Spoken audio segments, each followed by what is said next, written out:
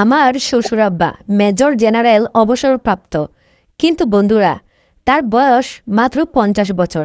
কিন্তু তিনি এই বয়সে যে এতটা ভালো পারফরমেন্স করতে পারে, ওরে বাপরে বাপ! সেটা আমার সঙ্গে যদি না ঘটতো এই ঘটনাটা, আমি জীবনেও আপনাদেরকে এই কথাটা বলতে পারতাম না। আসলে আমি শুনেছি যারা আর্মি সেনাবাহিনীতে যারা জব করে বা যারা চাকরি করে তাদের নাকি প্রচুর পরিমাণে শক্তি। হ্যাঁ, তাদের অনেক শক্তি, কারণ তারা যে ট্রেনিং করে এবং তারা যে খাবার খায় খুব হিসেব নিকেশ। তো বন্ধুরা, আমার শ্বশুর আব্বা তার প্রায় বয়স হয়েছে 50 বছর। তিনি এখন চাকরি থেকে রিটায়ার্ড করেছে, মানে এখন তিনি অবসরপ্রাপ্ত। তো এখন তিনি বাসায় থাকেন সারাক্ষণ, বাসাতে টুকটাক কাজ করেন। যেমন আমাদের ছাদ বাগান আছে, সেখানে ফুল গাছ লাগান, সবজি করেন।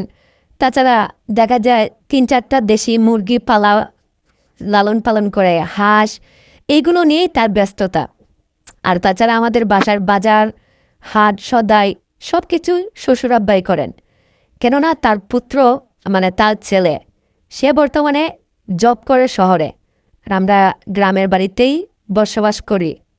আর আমাদের বাড়িটা ছিল একেবারে পুরো ফাঁকা একটা বাড়ি। আমাদের বাড়িটা ছিল ডুপ্লেক্স, উপরে ছাদ আছে, কিন্তু ছাদ যাওয়ার তেমন মানুষ নেই। এই পুরো বাড়িতে আমি আর আমার শ্বশুরাব্বাই বসবাস করতাম। আর আমার স্বামী, সে যেহেতু শহরে একটা বড় কোম্পানিতে জব করত, প্রাইভেট কোম্পানিতে, খুব একটা বেশি ছুটিও পেত না। দেখা যেত বছরে 1-1বার আসতো, বা মাঝে মধ্যে 6 মাসে 1বার আসতো। এসে 4 দিন অথবা 5 দিন ছুটি শেষ করে সে আবার চলে যেত। কিন্তু বন্ধুরা, বিয়ের পর আমি বাড়িতে একা একাই ছিলাম। আমি যে গল্প করব কারো সঙ্গে, এরকম সুযোগও ছিল না। আমাদের বাড়ির আশেপাশে তেমন কোনো একটা মানুষে নেই। তো বলা চলে আমার জীবনের, মানে বিয়ের পরের জীবনের গল্প করার মানুষ ছিলেন আমার শ্বশুরাব্বা। আমি সুখ দুঃখ, গল্প, আড্ডা সব কিছু আমার শ্বশুরাব্বার সঙ্গেই করতাম। কিন্তু একদিন এমন একটি ঘটনা ঘটে গেল, আর সেদিন আমি বুঝলাম যে জেনারেল বা যারা সেনাবাহিনীতে জব করেন তাদের কি পরিমাণ শক্তি, তারা যে এত ট্রেনিং করেন, এত কি করেন, ওরে বাপরে বাপ! তো বন্ধুরা, আজকে আমার সঙ্গে যে ঘটনাটি ঘটে গেল, এই সম্পূর্ণ গল্প আমি আপনাদের সঙ্গে শেয়ার করতে যাচ্ছি। আর আজকের ভিডিওটা ভীষণ ভীষণ ইন্টারেস্টিং হতে যাচ্ছে। এইরকম গল্প তোমরা শুনলে সত্যি পাগল হয়ে যাবে। তাহলে চলো বন্ধুরা, গল্পটা একেবারে শুরু থেকেই আমরা তোমাদের জন্য শুরু করি। তাহলে অনেক বেশি মজা পাবে, অনেক বেশি সাসপেন্সও পাবে। তো বন্ধুরা, আমি তো বলেই দিলাম আমি পুত্রবধূ, আর আমার শ্বশুরাব্বা ছিলেন একজন মেজর জেনারেল। তিনি বর্তমানে অবসরপ্রাপ্ত। আর জেনারেল যেহেতু তিনি আসলে সবসময় তার একটা না একটা টুকটাক কাজ করতে হবে। তিনি কাজ ছাড়া খুব একটা বেশি থাকতে পারেন না। ওই দেখা যাচ্ছে ছাদে, ফুলের বাগানে, টপে পানি দিচ্ছে, না হলে কোনো কৃষিকাজ করতেছে, আবার বাজারে যাচ্ছে।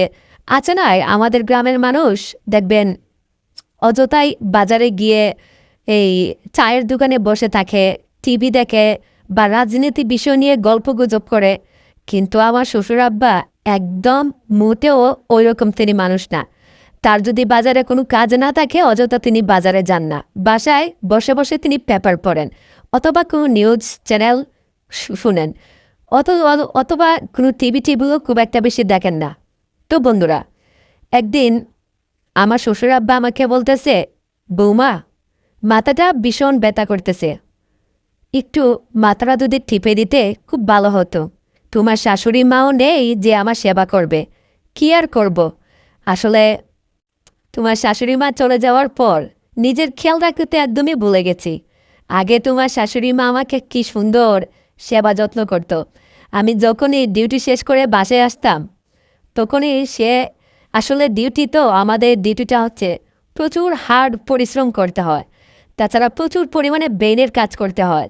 ব্রেনটা একদম পুরো জ্যাম হয়ে গেছে। তোমার শাশুড়ি মা আমাকে ইন্ডিয়ান নবরত্ন তেল দিয়ে আমার মাথাটা পুরো ঠান্ডা করে দিত।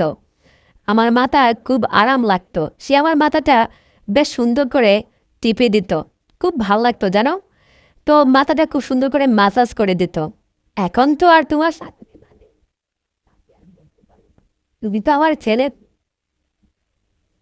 চাই, তোমাকে ওরকম ভাবে বলতে পারি। তখন আমি বললাম আমার শ্বশুর আব্বা, বাবা আবার মানে একমাত্র আমি আমার আব্বা।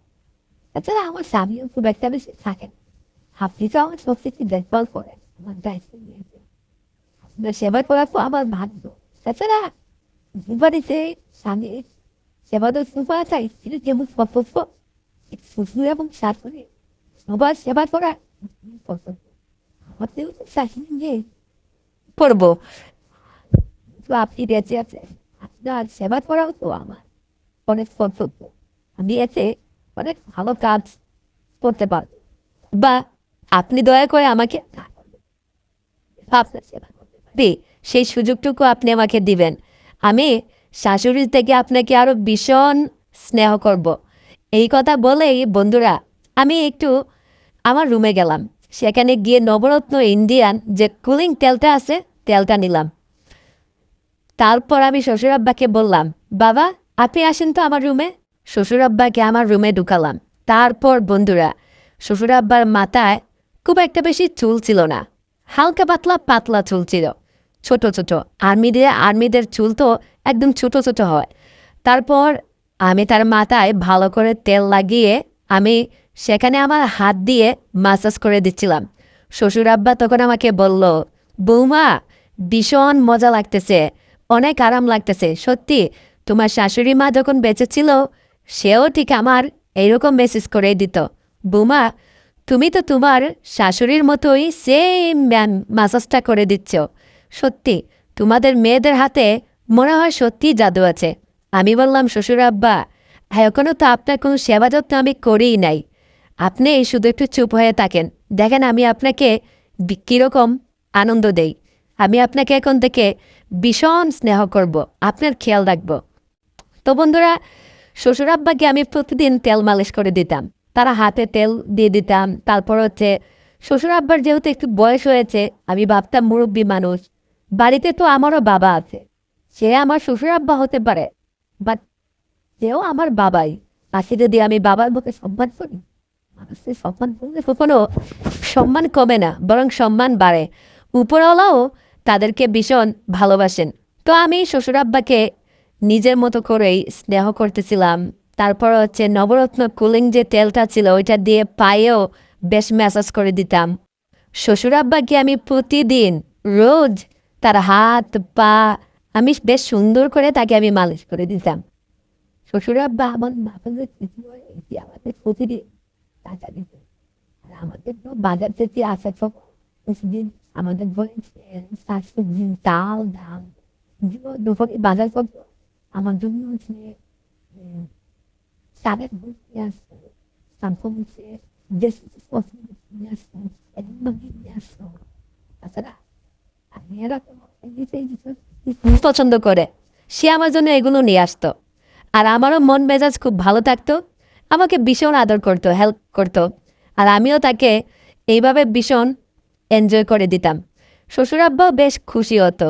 আর আমার স্বামী যখনই ফোন দিত আমাকে, দিয়ে বলতো আব্বা কি করতেছে, আব্বার শরীর ভালো আছে, খেয়াল রেখো, বাবার কথা মতো চলো, বাবা আমার জন্য অনেক কষ্ট করেছে। আমার স্বামী আমাকে বলে দিয়েছে যে তার বাবার যেন খেয়াল রাখি, আমি খেয়াল রাখতাম। তো বন্ধুরা একদিন আসলে বৃষ্টি ছিল, আর আমার না ছোটবেলা থেকেই বৃষ্টিতে ভেজার খুব শখ ছিল। এটা ছোটবেলা থেকেই বলতে পারেন।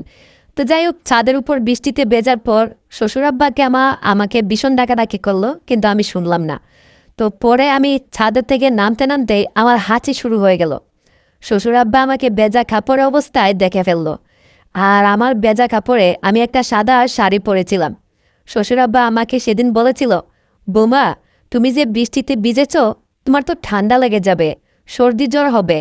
আর আরেকটা কথা বৌমা, আমি বললাম, বাবা সর্দি জ্বর হলে হোক, আপনি তো আছেন আমার সেবা করার জন্য।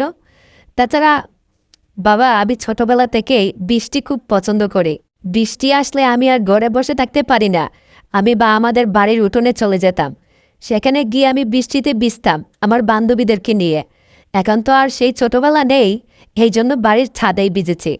শ্বশুরাব্বা তখন আমাকে বলল, বৌমা তুমি দাঁড়াও ওখানে, আমি তোমার জন্য একটা গামছা নিয়ে আসি, তারপর তুমি শরীরটা আর চুলটা শুকিয়ে ঘরে প্রবেশ করো, সোজা বাথরুমে গিয়ে কাপড়টা চেঞ্জ করে ফেলো। শ্বশুরাব্বা আমার জন্য গামছা নিয়ে আসলো।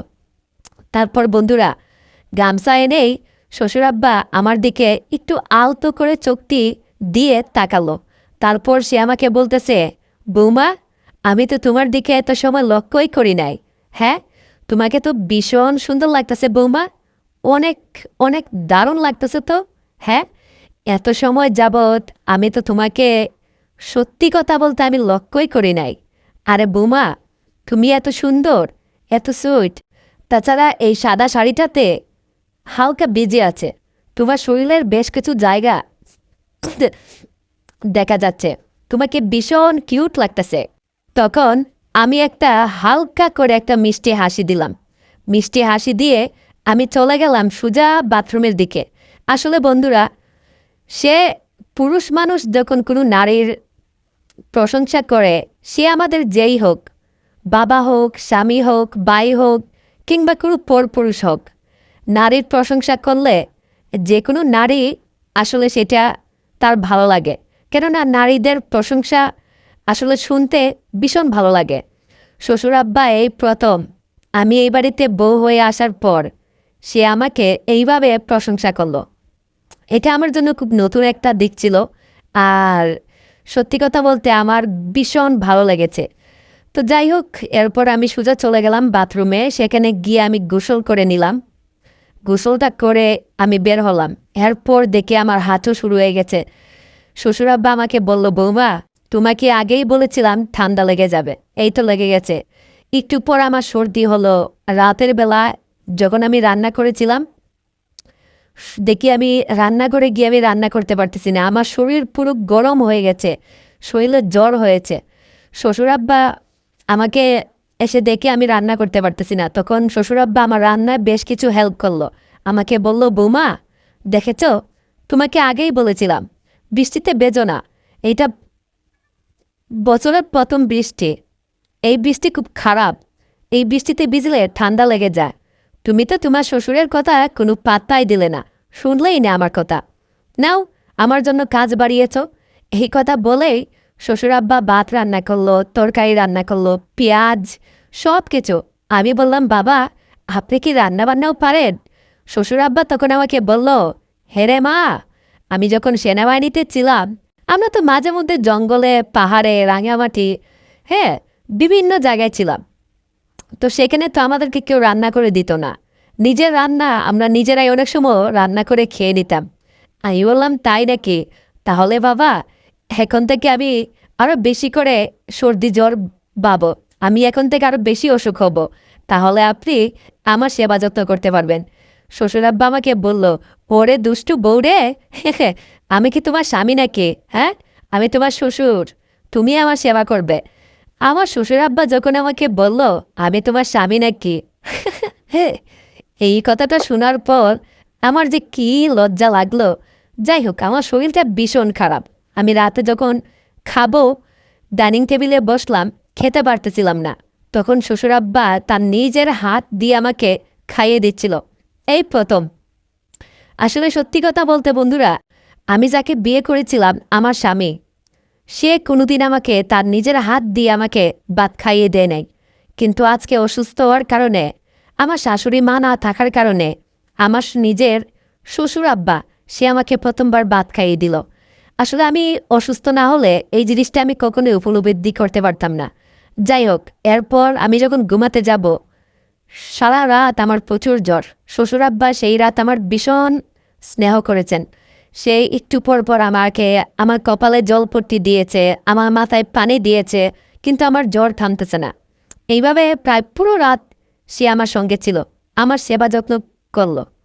তো বন্ধুরা, এইভাবে সে আমার প্রচুর সেবা যত্ন করলো, আর শ্বশুরাব্বার প্রতি আমারও মনটা একটু নরম হয়ে গেল। পরের দিন সকালবেলা ঠিক 7টার সময় আমার ঘুম ভাঙল। সূর্যের আলো আমার মুখে হালকা এসে এসে খুব মৃদু লাগতেছে।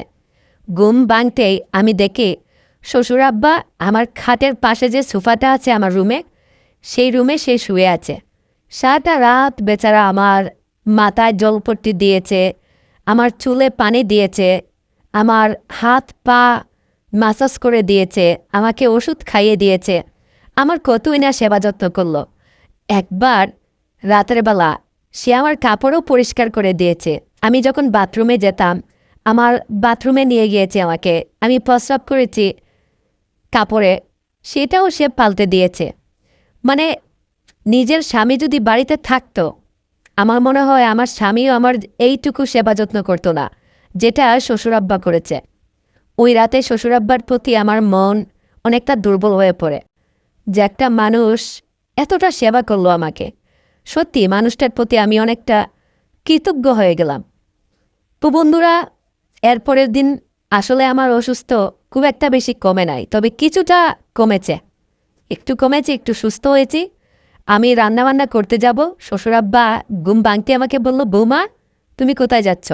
খবরদার তুমি রান্নাঘরের দিকে বলেও তাকাবে না, তুমি এই খাটের মাঝে বসো, আমি তোমার জন্য গরম পানি নিয়ে আসতেছি, তোমার মুখ ধুয়ে দিব, তারপর তোমার জন্য আমি নাস্তা বানিয়ে নিয়ে আসতেছি। আমি বললাম, আব্বা আমি এবার ঠিক হয়ে গেছি, আমি নাস্তা বানাতে পারবো।